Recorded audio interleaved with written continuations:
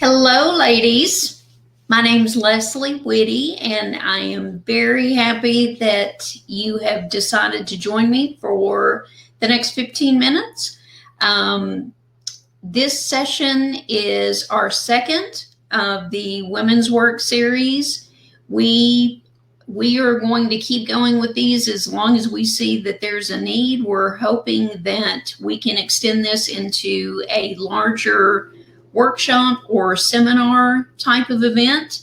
For now, please continue to join us on these 15-minute mini sessions. We like to call them recharge sessions, and they're focused on women returning to the workforce. If you are currently in the workforce, you're more than welcome to watch them as well, because there may be something that could be of benefit to you also.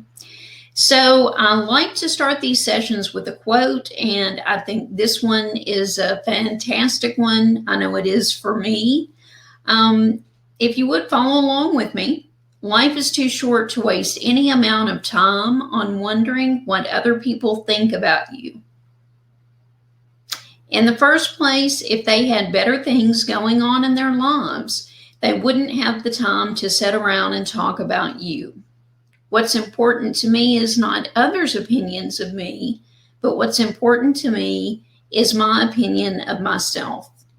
And I think that's a fantastic quote. I know it applies to me. There is often a sense of worry about what others might think, what others might say. And that's something that we'll be focusing on today. The whole idea of confidence and worrying less about how our actions might be perceived by others. We always want a positive impression, of course, but this is about being willing to step outside of our comfort zone, and in doing so, it's an amazing way to build confidence. So the title of our session today, you might be wondering where did this come from? It actually came from a couple places. It is a reference to the show Breaking Bad, which if you have never seen that show, I would highly recommend it. Probably one of the greatest, if not the greatest show I've ever seen. Fantastic writing, fantastic acting, just great all the way around. But it is, if you're not familiar with the storyline, it tells about a central character. He is a high school chemistry teacher who finds out he has I believe it's stage 4 cancer. And when he finds out he's sick, he initially decides to do something that will provide for his family when he's gone. And it is illegal. It is making drugs. So we aren't talking about doing that, of course. But he starts out with the intention of making money for his family, and then it turns into something much bigger. But my reference to the show is the idea of when you're faced with a challenge, when you're faced with a situation that is overwhelming, such as finding out you have cancer. You really have two choices.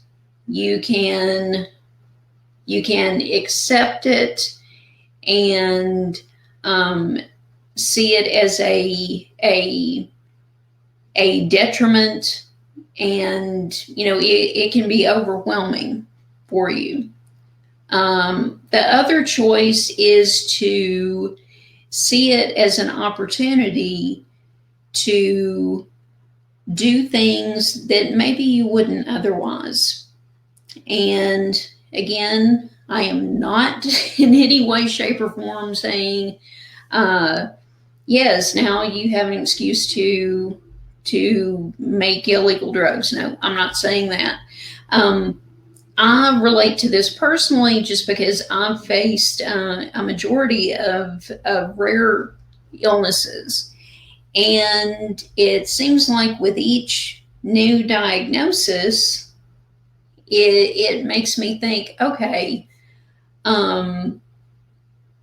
now I'm looking at this, so it makes me a little less scared to step outside of my box. So in some ways, it's empowering, and that's my reference to Breaking Bad. None of the bad stuff. I'm talking about the idea of being empowered when you are dealt with a seemingly overwhelming negative, and it could be losing your job. It could be anything. But that is my personal take on it. I had what I call a Breaking Bad epiphany, and I just did air quotes. I'm so sorry. I didn't intend to do that. But I had a Breaking Bad epiphany, and I just thought, if I really, do have all these crazy illnesses they're saying, then what does it matter if I do something that somebody else thinks is a little silly? If I have a good time, and it's nothing too crazy, but it just gave me a sense of permission to step outside of my comfort zone, and that's where the Breaking Bad reference comes from. The second reference in there is to the idea of dancing, and one of the most popular quotes you see anywhere is "Dance like nobody is watching." And here we go. I did a Google search of "dance like nobody's watching," and this is just a very small sample of the images that came up. It's on mugs, it's on plaques, it's on t-shirts. This phrase is everywhere.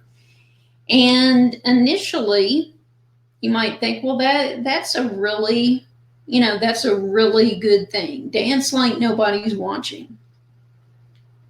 The more I thought about it, and this was over the past week or so, the more I thought about it, I thought, if we dance like nobody's watching, to me, that implies that if somebody were watching, then I would stop dancing, or I would dance completely differently. So on the surface, this is a positive thing, dance like nobody's watching, but the underlying message is, because if they were watching, you wouldn't do this. My thought is, just dance. Just dance. If somebody's watching, so be it. If nobody's watching, okay. If you feel like dancing, dance. Let's not worry about people watching. And that goes back to the very first quote that I talked about.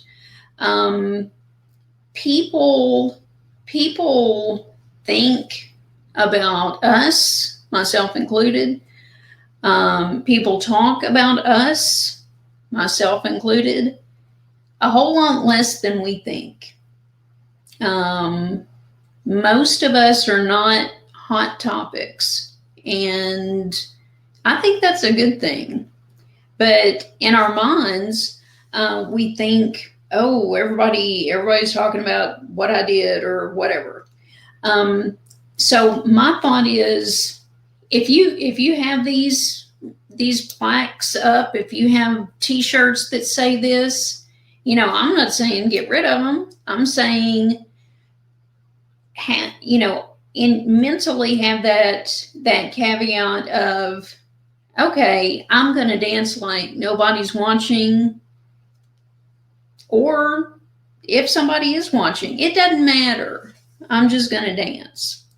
So this is all about, again, stepping outside of our comfort zone, being a little bit more comfortable with who we are, and not worrying about others nearly as much. Now, these are some still images. I'm going to pull up video because I have photographic evidence that, yes, I just dance. The first video I'll show you, I'm in the yellow. I bought this dress at Target. It was like a $20 dress at Target. And I was joking with my middle daughter, and I said, look, I look like Beyonce in that video, which I know I didn't look like Beyonce. And so she said, well, get a baseball bat and walk down the street like Beyonce did in, I think it was the Hold Up video. Well, anyway, if you don't know, Beyonce had on a similar dress, had a baseball bat, and that was in the music video. And so she said she would film me if I did it. So I saw that as a challenge, and I said, okay, I'm going to do this. So again, I will try to pull this up. There's no sound because I don't want Beyonce to sue me.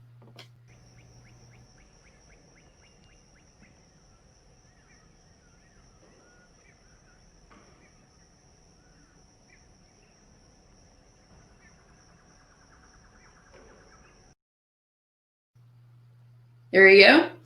So that was right in front of our house. And here's another video. This one does have audio, so my voice will probably disappear when this plays. But this was 4th of July, and you can hear a band playing, and Tyrone Dunn singing. He's one of my favorites, and he's singing Prince, which is my favorite. So I had to get up and dance, and I want you to listen and see if you can hear my husband's comments in the background. One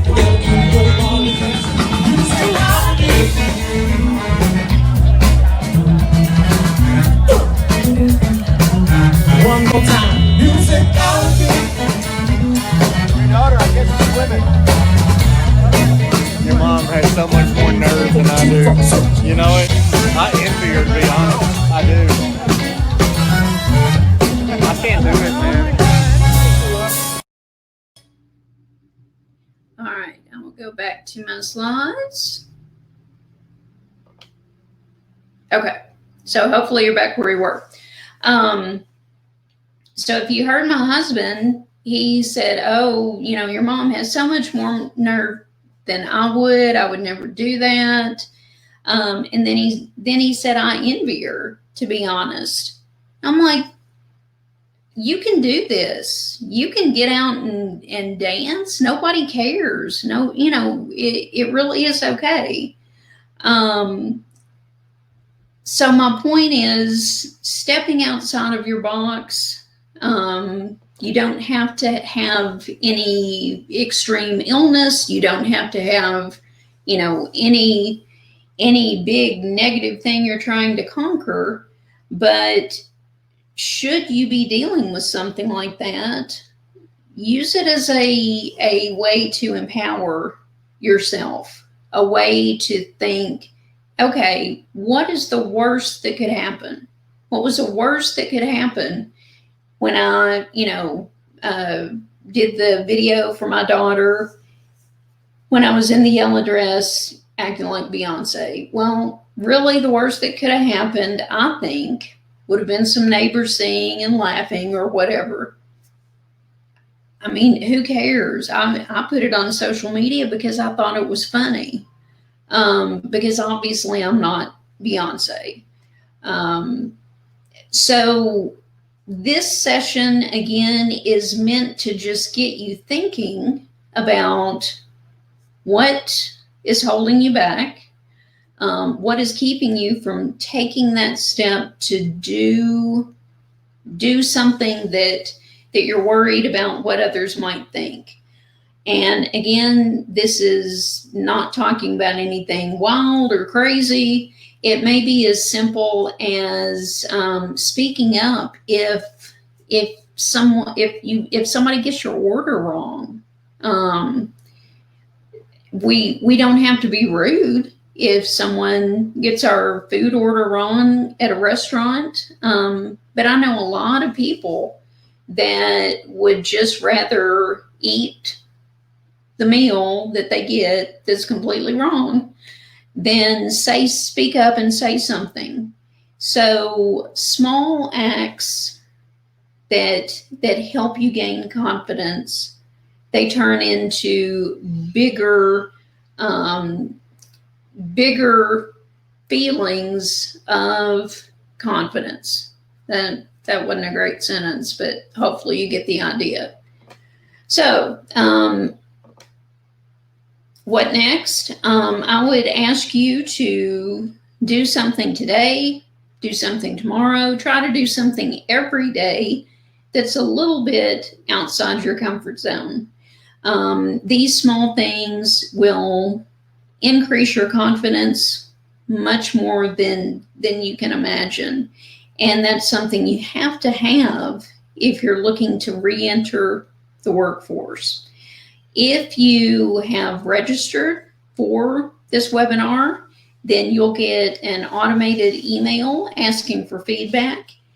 If you have not registered for the webinar, you'll notice in the sticky notes section, hopefully you can see it, if you would like to receive email notifications of future sessions, I do need your email address just so I can let you know about those sessions. And finally, tell others. That's extremely important. This is a grassroots type of effort.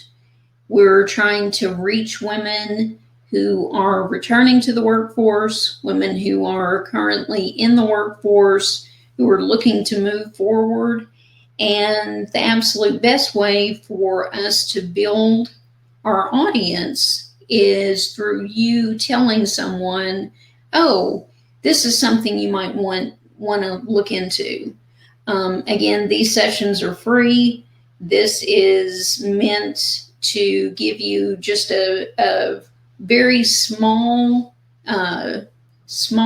dip into the whole idea of a bit possibly bigger event to come. And finally, we would like to ask you to follow us on social media, the South Central Workforce Development Board. And no, our logo normally is not pink. It's usually navy and silver, or sort of a royal and silver. I got permission to change it to pink simply for the Women's Work series, so yay. But follow us on social media at SCKYWDB. We're on Instagram, we're on Facebook, we're on Twitter. We also have a page on LinkedIn. So we would love to have you follow us. We will have another women's work session coming soon, probably within the next week. If you have thoughts, if you have questions, if you have comments, please feel free to comment in the chat or send me an email directly. And I look forward to hearing from you and seeing you again soon. Thank you.